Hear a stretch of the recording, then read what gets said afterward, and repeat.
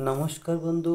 এখন আমরা আলোচনা করছি কিম শব্দরূপ, যার অর্থ হলো কি, এবং ইংরেজিতে এর অর্থ হলো হোয়াট। এর প্রকৃতি মকারান্ত এবং লিঙ্গ এইটি তিনটে লিঙ্গেই হয়, কিন্তু এখন আমরা আলোচনা করব পুংলিঙ্গান্তর শব্দ। তো আমরা এখন আলোচনা করছি কিম শব্দ,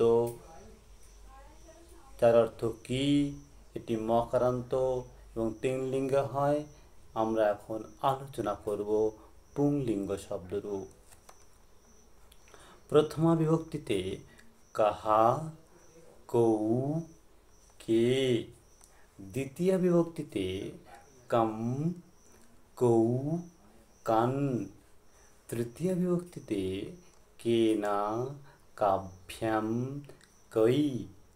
চতুর্থী বিভক্তিতে কস্मै, কাভ্যাম, কেভ্যः। পঞ্চমী বিভক্তিতে কস্মাৎ, কাভ্যাম, কেভ্যः। ষষ্ঠী বিভক্তিতে কস্য, কয়োঃ, কেষাম। সপ্তমী বিভক্তিতে কস্মিন, কয়োঃ, কেষু।